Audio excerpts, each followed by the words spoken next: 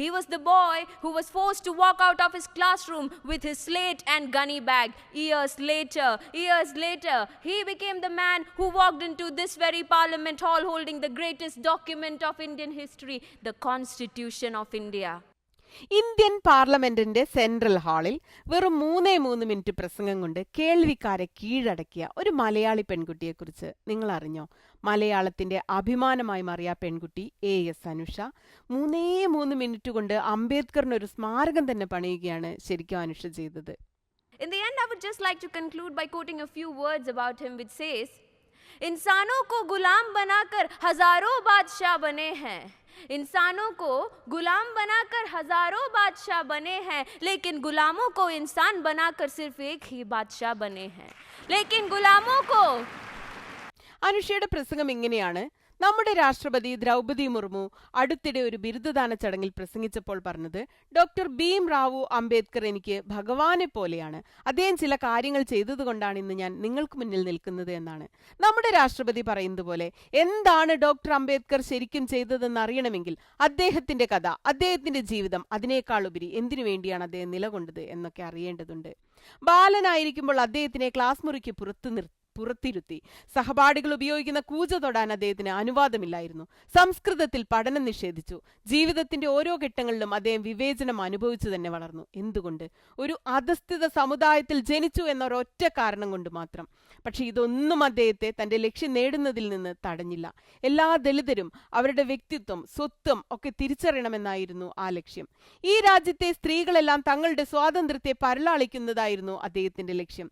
സാമൂഹ്യനീതിയും സമത്വവും ഉറപ്പാക്കുന്ന തലത്തിലേക്ക് ഇന്ത്യയുടെ ഭാവിയെ മുന്നോട്ട് നയിക്കുക എന്നതായിരുന്നു അദ്ദേഹത്തിന്റെ ലക്ഷ്യം. ബാബാ സാഹബ് എനിക്ക് പ്രചോദനമാകുന്നത് അദ്ദേഹത്തിന്റെ അസാമാന്യ ധൈര്യവും ദൃഢനിശ്ചയവും കൊണ്ടുമാണ്. ജീവിതത്തിൽ അനുഭവിക്കേണ്ടി വന്ന എല്ലാ ക്ലേശങ്ങളിൽ നിന്നും അദ്ദേഹം തന്റെ ദൃഢനിശ്ചയം ഒന്നുകൊണ്ട് മാത്രം ഉയർത്തെഴുന്നേറ്റു. തന്നെ അടിച്ചമർത്തിയവരോട് വിദ്യാഭ്യാസം കൊണ്ടാണ് അദ്ദേഹം മറുപടി പറഞ്ഞത്. രാജ്യം കണ്ട മികച്ച നേതാക്കളിൽ ഒരാളായി മാറി അദ്ദേഹം.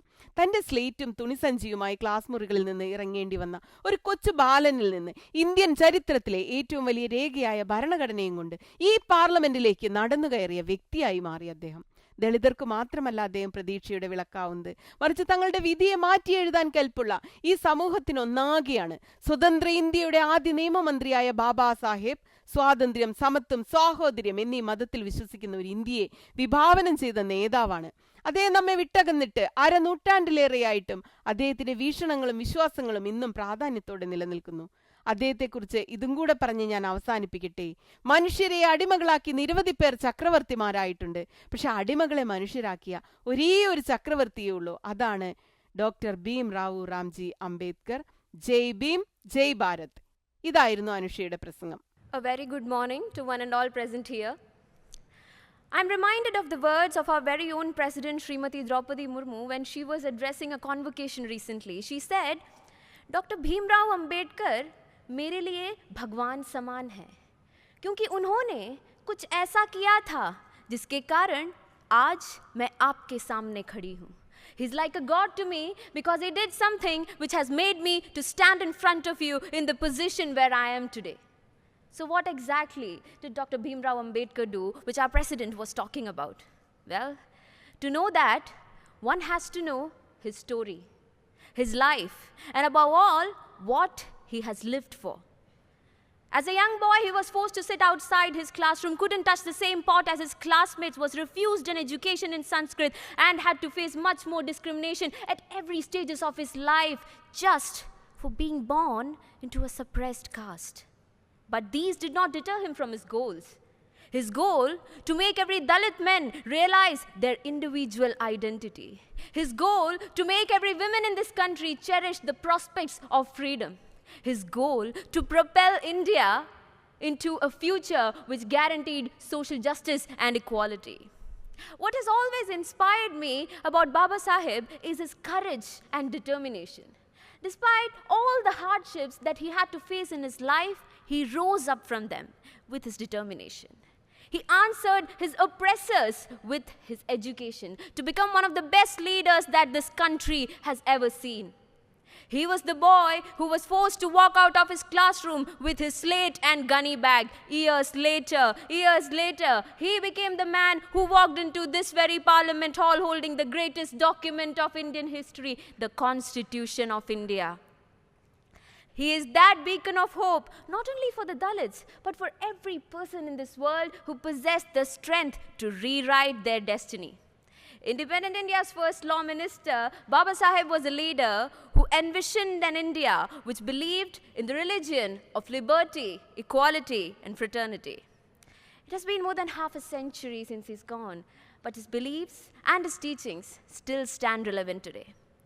In the end, I would just like to conclude by quoting a few words about him, which says, इंसानों को गुलाम बनाकर हजारों बादशाह बने हैं, इंसानों को गुलाम बनाकर हजारों बादशाह बने हैं, लेकिन गुलामों को इंसान बनाकर सिर्फ एक ही बादशाह बने हैं, लेकिन गुलामों को इंसान बनाकर सिर्फ एक ही बादशाह बने हैं, और वो है डॉक्टर भीमराव रामजी अंबेडकर. जय भीम, जय भारत. ഇക്കഴിഞ്ഞ ഏപ്രിൽ 14 നടന്ന ഡോക്ടർ BR അംബേദ്കർ അനുസ്മരണ ചടങ്ങിലാണ് അനുഷ തന്റെ തീപ്പൊരി പ്രസംഗം കാഴ്ചവെച്ചത്. വിവിധ സംസ്ഥാനങ്ങളിൽ നിന്ന് തെരഞ്ഞെടുക്കപ്പെട്ട 25 പേരിൽ നിന്ന് പ്രസംഗിക്കാൻ അവസരം ലഭിച്ച വെറും 7 പേർക്കാണ്. അതിലൊരാളാണ് തിരുവനന്തപുരം നേമം സ്വദേശിയായ അനുഷ. വൻ കയ്യടികളോടെയാണ് അനുഷയുടെ പ്രസംഗം പാർലമെന്റിൽ സ്വീകരിക്കപ്പെട്ടത്. ലോക്സഭാ സ്പീക്കർ ഓം ബിർള അനുഷയുടെ പ്രസംഗം സമൂഹ മാധ്യമങ്ങളിൽ ട്വിറ്ററിലൊക്കെ ട്വീറ്റ് ചെയ്തു. അങ്ങനെയാണ് ഇത് വൈറലായതും മാധ്യമ വാർത്തകളാകുന്നതും. കേന്ദ്ര യുവജന കാര്യ മന്ത്രാലയത്തിന് കീഴിലുള്ള നെഹ്റു യുവകേന്ദ്രയും ലോക്സഭാ സെക്രട്ടേറിയറ്റിന് കീഴിലുള്ള parliamentary research and training for ഡെമോക്രസിയും പ്രൈഡ് അതും ചേർന്നാണ് പാർലമെന്റിൽ അംബേദ്കർ അനുസ്മരണം നടത്തിയത്. കേരളത്തിൽ നിന്ന് തിരഞ്ഞെടുക്കപ്പെട്ട ഏക പ്രതിനിധിയാണ് അനുഷ. നെഹ്റു യുവകേന്ദ്ര ഫെബ്രുവരിയിൽ നടത്തിയ സംസ്ഥാനതല യൂത്ത് പാർലമെന്റ് പരിപാടിയിലെ മികച്ച പ്രകടനമാണ് അനുഷയ്ക്ക് പാർലമെന്റിൽ നടക്കുന്ന ചടങ്ങിൽ പങ്കെടുക്കാൻ അവസരമൊരുക്കിയത്. അനുഷയുടെ 3 മിനിറ്റുള്ള പ്രസംഗത്തിന്റെ വീഡിയോ വിലയിരുത്തിയാണ് അവർ പ്രസംഗിക്കാൻ തിരഞ്ഞെടുത്തത്.